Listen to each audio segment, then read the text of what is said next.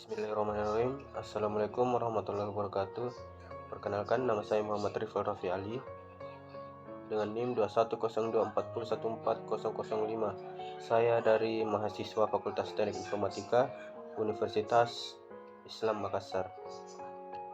Di sini saya akan menjelaskan sedikit tentang apa itu DFD atau Data Flow Diagram. Data Flow Diagram atau DFD atau biasa disebut dengan diagram alir data adalah alat yang menggambarkan aliran data melalui sistem dan atau pengolahan yang dilakukan oleh sistem tersebut. DFD juga dapat dikatakan sebagai penggambaran grafis atas sumber dan tujuan data yang dapat memperlihatkan data berasal dari mana dan menuju kemana. Dalam artian lain, data ke dalam sistem atau keluar dari sistem. DFD dapat melihatkan proses kejadian atau event yang dilakukan oleh suatu sistem dari organisasi terhadap data yang dimasuk ke dalam sistem ataupun terhadap data yang keluar dari sistem, dan pada akhirnya dapat dilihat data tersebut disimpan. Data flow diagram dimulai dari diagram konteks, yaitu diagram yang berisi gambaran umum dari sistem. Jadi, pada diagram konteks yang perlu kita tahu adalah sistem yang kita buat menghasilkan informasi apa untuk pihak luar dan sistem tersebut memerlukan data yang dari pihak luar. Atau dengan kata lain, siapa yang memberikan data dan kepada siapa saja informasi perlu diberikan. Kegunaan data flow diagram. DFD digunakan untuk mendokumentasikan sistem yang ada serta digunakan merencanakan rancangan dan desain sistem yang baru. Simbol-simbol data flow diagram. Dalam penggambaran diagram alir data dapat digunakan 4 simbol yang lazim dipakai, yaitu yang akan dipakai adalah proses, aliran data, agen eksternal, dan data store atau penyimpanan. Keempat simbol tersebut dipadukan guna melihat bagaimana suatu sistem tersebut berjalan untuk mengolah data dan menghasilkan informasi. Untuk lebih jelasnya, kita dapat lihat dan dalam tabel di bawah ini. Nama simbol proses. Gambarnya seperti yang tertera di gambar.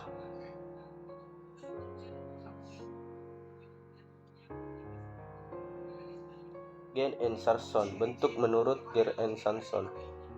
Terdapat dalam simbol proses terdapat beberapa perbedaan menurut para ahli, yaitu yang pertama seperti gambar di sebelah, seperti gambar yang terpapar, yaitu Gen and Sarson. Terus gambar kedua yaitu dia bulat, ini bentuk menurut dari De Marco and Jordan. Terus berbentuk yang ketiga itu berbentuk kotak dengan sudut yang lancip. Bentuk ini berpendapat menurut SSADM atau IDEFO,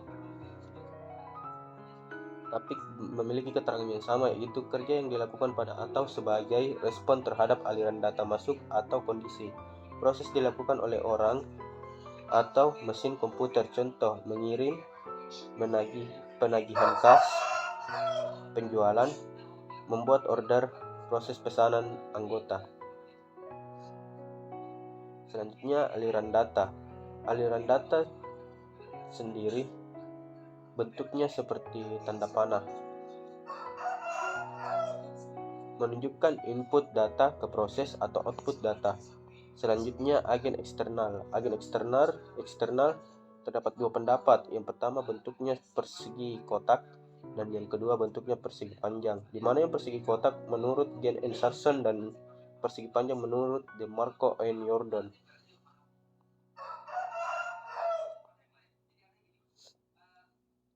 Keterangannya yaitu orang unit organisasi, sistem atau organisasi luar yang berinteraksi dalam sistem. Agen eksternal ini memberikan input dan menerima output dari sistem. Contoh yayasan, mahasiswa, dosen, dan pelanggan. Data storage. Data storage juga memiliki dua pendapat yang berbeda. Dari yang pertama, Gen Insertion, bentuknya seperti kotak dengan ada garis pemisah yang kecil.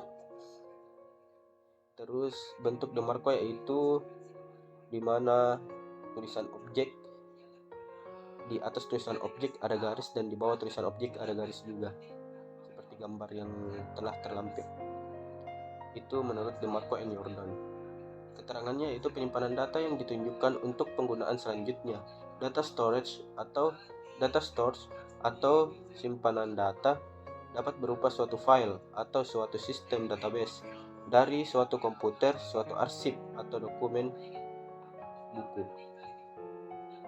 Keempat simbol yang ada dikombinasikan satu dengan yang lain untuk memperlihatkan hubungan dan bagaimana cara suatu data diproses. Dari tabel dapat dilihat dalam membuat DFD dapat digunakan untuk simbol menurut Gen Insertion, DeMarco atau Jordan, atau SSADM atau IDEFO.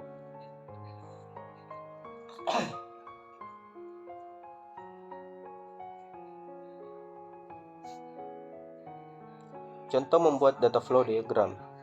Di bawah ini satu contoh sistem komputerisasi administrasi di suatu unit usaha. Misalkan unit usahanya adalah minimarket. Mengenai sistem penjualan barangnya, minimarket tersebut tidak melakukan pendataan pelanggan, sehingga pembeli manapun yang melakukan transaksi pembelian di kasir pembeli dapat menanyakan apakah barang yang dicari tersedia di sana, masih ada berapa unit, dan berapa harganya.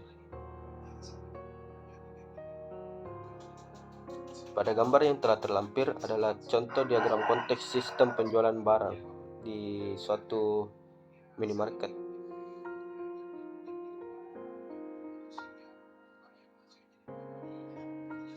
Setelah konteks akan dibuat diagram yang lebih rinci dengan melihat aktivitas yang akan dilakukan oleh sistem penjualan barang. Aktivitas yang dilakukan oleh sistem adalah pengecekan barang berdasarkan pertanyaan dari pelanggan, perhitungan uang yang harus dibayar ketika pelanggan membeli barang yang diminati, menerima pembayaran, dan akhirnya pembuatan laporan yang akan diberikan kepada pimpinan. Hal ini dapat dilihat seperti gambar yang terlampir. Aturan pembuatan data flow diagram. 1. Tidak boleh ada aliran data yang tidak dinamai. Kedua, agen eksternal tidak boleh langsung berhubungan atau aliran data dengan agen eksternal. Jika agen eksternal hendak berhubungan atau aliran data dengan agen eksternal, maka agen eksternal perlu melalui proses terlebih dahulu, kemudian barulah ke agen eksternal. Hal ini dikarenakan perlu sebuah proses untuk mengubah aliran data di antara agen eksternal. Ketiga, agen eksternal tidak boleh langsung berhubungan aliran data dengan data store dan sebaliknya. Keempat, data store tidak boleh langsung berhubungan aliran data dengan agen eksternal. Jika data store berhubungan langsung aliran data dengan agen eksternal, maka perlu melalui proses terlebih dahulu. Kelima, data store tidak boleh langsung berhubungan aliran data dengan data store. Jika data store hendak berhubungan aliran data dengan data store, maka perlu melalui proses terlebih dahulu. Hal ini dikarenakan perlu sebuah proses untuk memindahkan data store satu ke data store lain. Langkah-langkah pembuatan data flow diagram. Langkah-langkah membuat DFD adalah sebagai berikut. 1. Pahami sistem. Memahami sistem yang ada atau sistem yang akan dikembangkan dilakukan dengan cara wawancara kepada orang atau bagaimana yang menggunakan serta memproses data. Kedua, menetapkan batasan sistem. Tentu batasan sistem yang akan digambar, batasan meliputi data yang masuk dan informasi yang akan keluar dari sistem. Ketiga, kembangkan diagram konteks. Setelah diketahui batasan sistem yang dikembangkan ke dalam diagram konteks adalah diagram tingkat atas, merupakan diagram dari sebuah sistem yang menggambarkan aliran-aliran data yang masuk dan keluar dari sistem dan keluar dari agen eksternal. Hal-hal yang harus diperhatikan dalam menggambarkan diagram konteks adalah: yang pertama, memberikan gambaran tentang seluruh sistem. Yang kedua, hanya ada satu proses. Dan yang ketiga, tidak boleh ada store. Selanjutnya, langkah-langkah yang keempat, yaitu membuat dekomposisi fungsional. Diagram dekomposisi digambarkan untuk mempartisi sistem menjadi DFD pada level-level berikutnya. Biasanya pada proses yang sederhana, sering langkah ini dihilangkan. 5. Beri nomor urut pada setiap proses. Setelah dibuat subsistem, maka pada setiap proses diberi nama dan juga nomor urut berdasarkan levelnya. Contohnya seperti tabel rincian yang telah dipaparkan.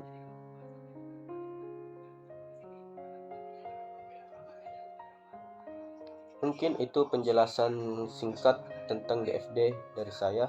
Sekian, mohon maaf bila ada kurang, kesalahan kata, dan yang lainnya. Sekian, wassalamualaikum warahmatullahi wabarakatuh.